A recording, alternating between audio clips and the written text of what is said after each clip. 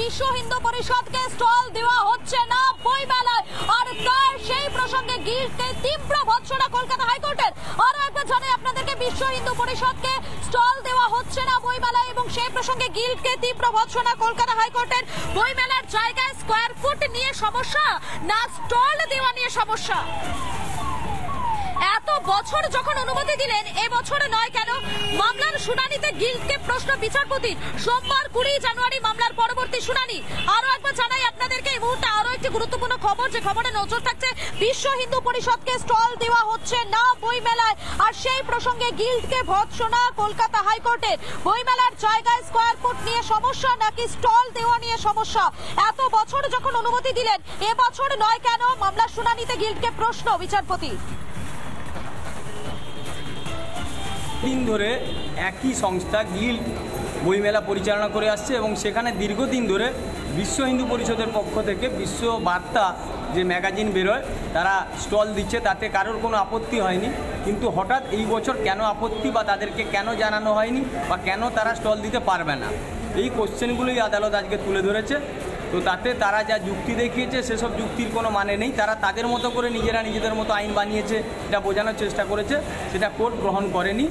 এবং আমরা যে আবেদন করেছিলাম, সেই আবেদন যে তারা আমাদের আবেদনটা গ্রহণ করলো না, খারিজ করলো, সেটাও পর্যন্ত আমাদেরকে তারা জানায়নি। যে বিশ্ব হিন্দু বার্তা আর বিশ্ব হিন্দু পরিষদ এক নয়, এই যুক্তি দেখাতে চেয়েছিল, সেটা কোর্ট গ্রহণ করেনি। এবং কোর্ট বলেছে যে আগামী 20 তারিখে যখন মামলা থাকবে, এটা যদিও মৌখিক উনি বলেছেন যে যাতে তারা স্টল দিতে পারে তার জায়গার ব্যবস্থা করে এসে জানাবে। গত কয়েক বছর ধরে বিশ্ব হিন্দু পরিষদের আর বইমেলাতে আমরা স্টল দিচ্ছি, আমরা সেক্রেটারির কাছে চিঠি লিখি গিল্ডের কাছে, ওনারা পারমিশন দেন। কিন্তু এবছর আমরা চিঠি দিয়েছি, যোগাযোগ করেছি গিল্ডের সঙ্গে, সেক্রেটারির সঙ্গে কথা বলেছি, কিন্তু এবারে আমাদের আর ওখানে স্টল দেওয়ার জন্য পারমিশন দেওয়া হয়নি। আমরা সেই জন্য গিল্ডের কাছে আবারও অনুরোধ, এবং আমরা অমৃতা সিনহা জজ সাহেবের কাছে আবেদন করব বিশ্ব হিন্দু পরিষদে এই স্টল যেন দেওয়া হয়। আমার আশা উনি নিশ্চয়ই অনুমতি দেবেন, কারণ হিন্দুত্বের স্টল আর গত কয়েক বছর ধরে বিশ্ব হিন্দু পরিষদ এটা করে আসছে।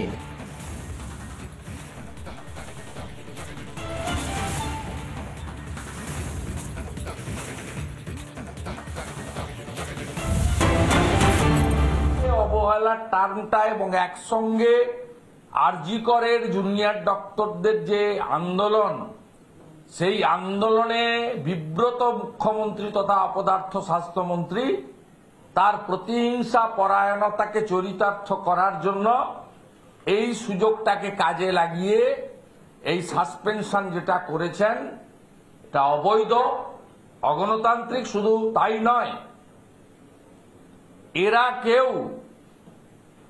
এরা কেউ ক্যাপিটেশন ফি দিয়ে কোন প্রাইভেট মেডিকেল কলেজ থেকে ডাক্তার হননি, ম্যানেজমেন্ট কোটার ডাক্তার নয়।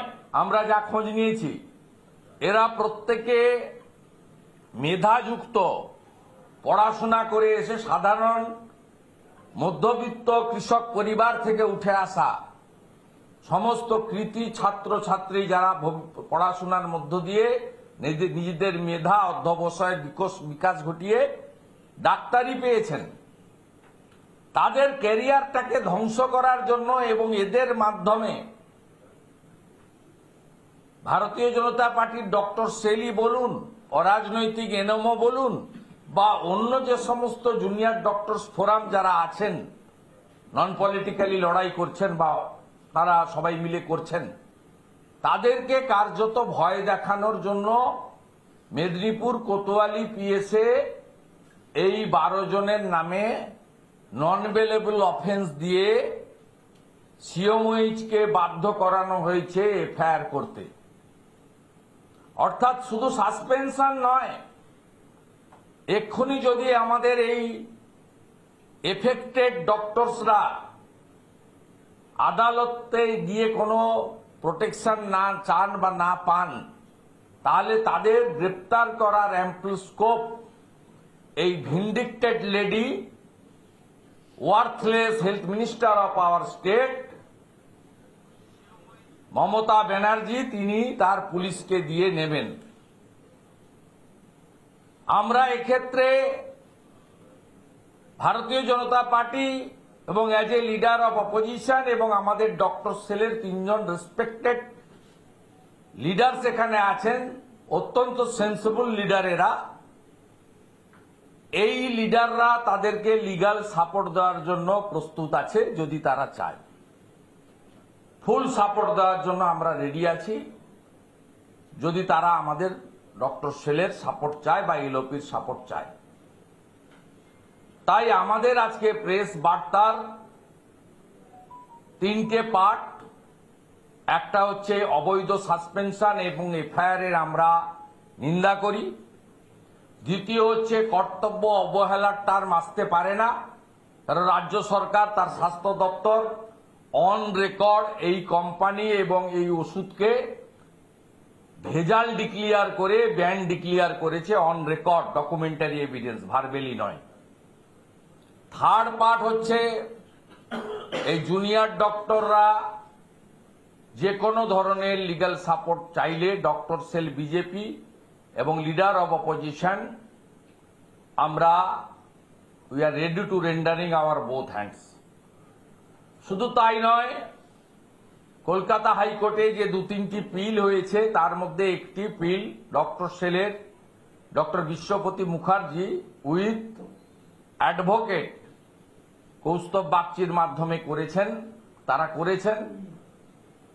ওটা তাতেও আমাদের ফুল সাপোর্ট রয়েছে এবং তার ফলে এই আপনারা নিজেরাই দেখেছেন, স্পেশাল সেক্রেটারি হেলথ স্বাস্থ্য ভবনে আমাদের বিজেপির 15 জন এমএলএর সঙ্গে যখন শর্ট ইন্টারেকশন করছিলেন, যখন আমরা বলি কর্ণাটক সরকার আপনাকে 13ই ডিসেম্বর 2024 অ্যালার্ট করেছে, তিনি বলেছেন আমরা 10ই ডিসেম্বর 2024 জেনেছি।